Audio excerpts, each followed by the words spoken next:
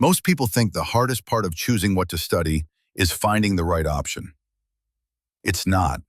The hardest part is thinking clearly when pressure, expectations, and uncertainty are all happening at the same time. And if that part isn't handled well, even good options can turn into decisions we regret later. Hello, I'm Mo, your Better Mindset Guide. This video is part one of a series designed to help people think more clearly about study and future decisions. This series is for people choosing what to study, for adults supporting someone through that process, and for anyone revisiting direction later in life. Across the different parts, we'll talk about how study choices actually play out over time, how adults can support without adding pressure, how to decide next steps when options feel unclear, hybrid paths that combine study, work, and experience, and how to deal with situations where things don't go to plan.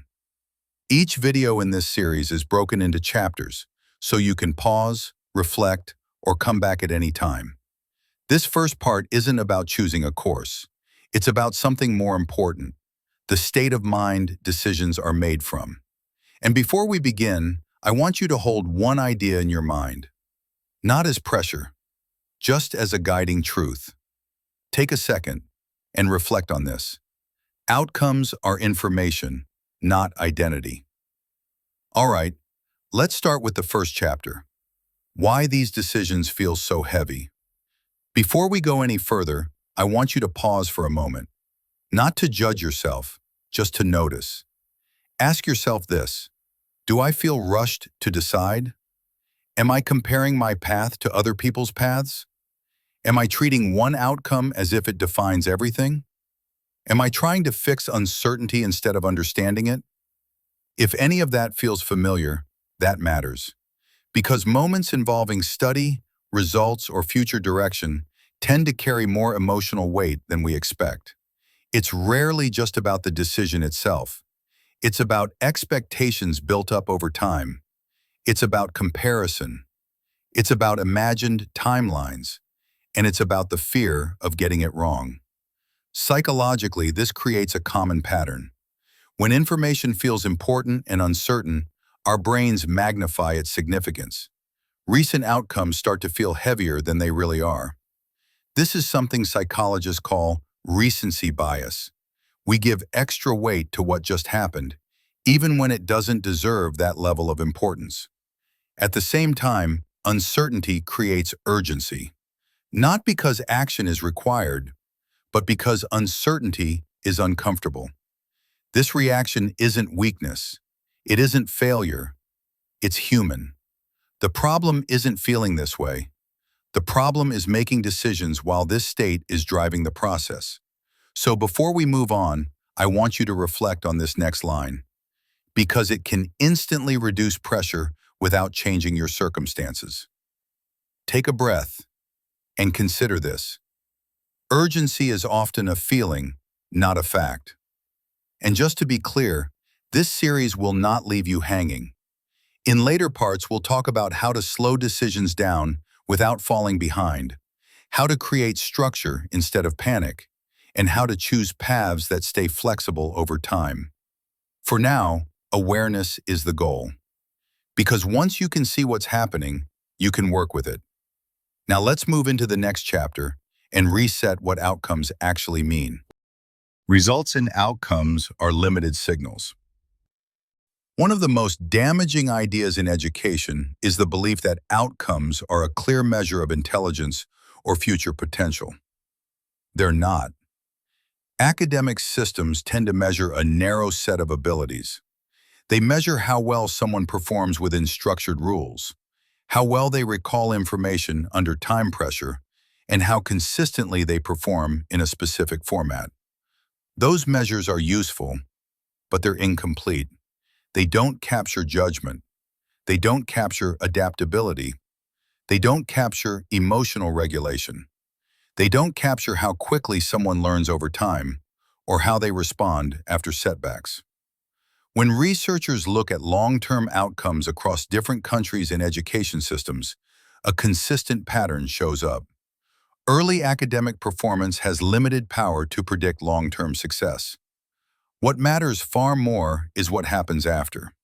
How people keep learning, how they adjust direction, how skills compound over time, and how they respond when things don't go to plan.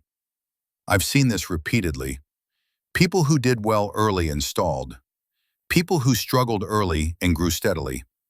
Not because results don't matter at all, but because they matter far less than most people are told. Results are information. They are not a verdict. And I want you to hear this again. Take a moment and let it land. Outcomes are information, not identity. Next, I want to widen the lens even further, because this isn't just about study, it's about life. Disappointment is part of life. Here's something worth asking, and you can ask this of almost anyone. Have you always gotten what you wanted in life? The job you applied for? The relationship you hoped would work? The financial goal you set? Your health? Your timing? For almost everyone, the honest answer is no. In fact, long-term studies on career paths show that most people do not end up working in the field they originally planned, even when they succeed. And yet many of those same people later describe their lives and careers as meaningful. Why? Because life doesn't move in straight lines. It moves through doors opening and closing. I've experienced this myself. Not getting roles I wanted, things not working out the way I expected, and only later realizing that some of those moments redirected me toward opportunities I couldn't see at the time. Not getting what you wanted is sometimes the beginning of getting what fits. Life will disappoint you at times. That part is unavoidable. It's part of the journey. What is within your control is how you respond to the path that's now in front of you. What matters most is how you take the opportunities you get. Sometimes a closed door isn't a failure, it's a redirection. And clarity doesn't come from fighting that reality. It comes from learning how to move forward well. So before we continue, I want you to reflect on this. A delayed path is not a failed path. Now let's build on that, because the next chapter explains why rushing is the trap. Why rushed decisions create regret. When pressure is high, there's often an urge to choose quickly. Not because the option is right, but because choosing something feels better than sitting with uncertainty. Research into decision-making under stress shows this clearly. When people feel emotionally loaded, they prioritize certainty and relief over quality and alignment. That's how people end up choosing what looks safest, what others expect, or what stops the anxiety fastest. The problem isn't commitment. The problem is committing before thinking has settled. There's an important difference between pausing to gain clarity and avoiding decisions entirely. A pause can be strategic. It creates space for better information, broader perspective, and calmer judgment. Many long-term regrets don't come from choosing the wrong option.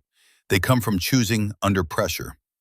Next, let's reduce the pressure even further by looking at what doesn't need to be decided all at once. What doesn't need to be decided all at once?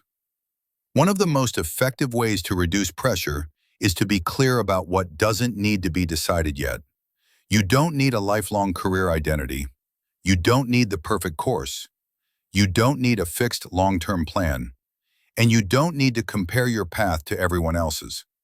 What tends to matter more early on is keeping options open, avoiding irreversible commitments too early, staying connected to learning, and protecting mental clarity. Progress isn't always speed. Sometimes progress looks like stability. Before we move on, I want you to reflect on this line. You don't need the perfect plan. You need a flexible one. Before we go there, quick pause. If this way of thinking resonates with you and you want to build a healthier mindset through calm thinking and practical systems, please subscribe, like, or comment. It genuinely helps me understand what's useful, and it motivates me to keep going. Also, it will help you stay connected to what's coming next and help this content reach other people who might need this kind of guidance. All right, let's continue. Now let's bring everything together into a simple framework you can use at any stage. The Reset Framework. This is the main tool I want you to take from part 1. Whenever decisions around study or direction start to feel heavy, use this framework to reset your thinking. Step 1. Pause, imagine timelines. Many timelines feel real, but they're socially constructed. Not meeting an imagined schedule doesn't mean something is wrong. Step 2. Separate outcomes from identity. Outcomes describe performance in a specific context. They don't define intelligence, value, or future potential. Step 3. Shift from decision mode to information mode. Instead of committing, focus on understanding options, pathways, trade-offs, and flexibility. Step 4. Stabilize before choosing. Clear decisions tend to follow calm thinking. Urgency rarely improves judgment. This framework isn't about delay, it's about direction. And I want to end this part with one final quote, not as motivation, as perspective. Take a moment and reflect on this. The future isn't decided by one moment, it's shaped by how you respond to many. This part 1 of the series wasn't about answers. It was about creating space. In part 2, we'll zoom out and look at how study choices actually age over time, why early decisions are rarely as permanent as they feel, and what tends to matter most 5 or 10 years down the line. Throughout this series, my aim isn't to tell you what to choose. It's to help you think more clearly, whether you're choosing for yourself or supporting someone else through the process. Because the future isn't built in a single decision. It's built through many small responses made from a steady place. Take your time. You're not behind.